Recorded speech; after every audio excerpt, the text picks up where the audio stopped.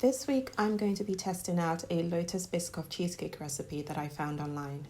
I've noticed a number of tempting videos for this type of cheesecake on social media, and I've always had it at the back of my mind to make it.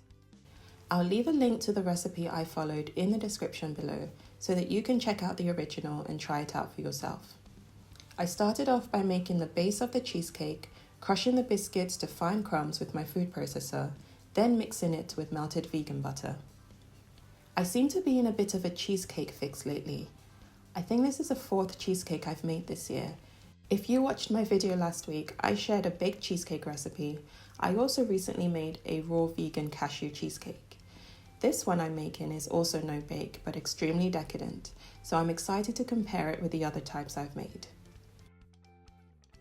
Press the crumbs into the base of a lined springform tin, using the back of a spoon to make it compact and smooth. Then pop it in the freezer while you work on the filling. For the filling, I combined vegan cream cheese with vegan double cream, vanilla extract, and vegan Greek-style yogurt. I used a stand mixer, but you can also use an electric hand whisk. Simply whisk until the filling thickens up, then add the Biscoff spread and whisk for another 3 minutes. It's very important to consider temperature when making a no-bake cheesecake filling. I made the mistake of using slightly chilled cream cheese. So what I don't show on camera is that my filling ended up splitting.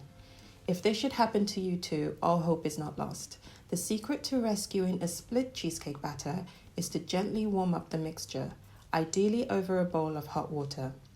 This will help some of the fats to melt and reach the same temperature, creating a more cohesive mix.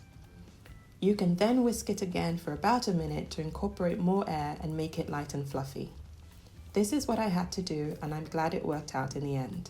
When it comes to creating vegan desserts, it can be hard to know which brands to use, particularly when substituting things like cream cheese.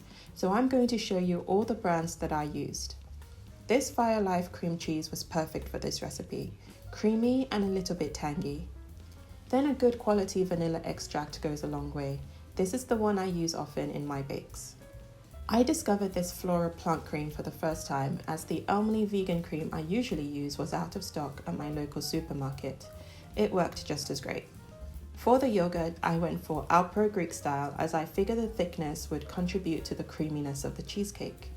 The recipe itself doesn't really specify which type of yogurt to use, so I guess you could use any type. Then of course the star of this recipe is the Biscoff spread, which is honestly so delicious and happens to be vegan friendly and made with natural ingredients. Of course it still has a lot of sugar, but remember this is a decadent dessert we're making, so it's just a treat. Bring the biscuit base out of the freezer, it should have solidified nicely. Then pour the cheesecake filling, smooth out the top, cover the whole thing with plastic wrap and pop it back in the freezer. The instructions said to leave it in there for at least 4 hours or overnight. To decorate, you can melt some of that Biscoff spread and spread it over the top. This is especially good for masking any imperfections.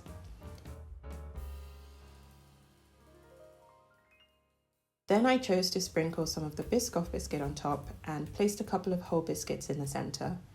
Of course, you can go ahead and decorate it as you wish. This cheesecake is so simple yet indulgent. The only thing to take into consideration is the amount of time it takes to firm up. I took mine out after about 4 hours in the freezer, and the filling was still surprisingly very creamy. My recommendation would actually be to leave it in the freezer longer or overnight, as I found that the cheesecake started to sag around the edges after a while because it wasn't quite fully set. Still delicious, but could have been a bit firmer. For comparison, here is another piece that I cut after a few more hours. It holds its shape a bit better, but is still nice and creamy, which is what we want. In terms of storage, I continue to keep mine in the freezer. With a spell of hot weather we've been having lately, it's been nice to enjoy an extra cold slice of this. You can also store it in the fridge for up to 3 days. Thank you so much for watching. I hope you enjoyed this video. Subscribe for more food content. I post a new one every week, and I will catch you next time. Bye!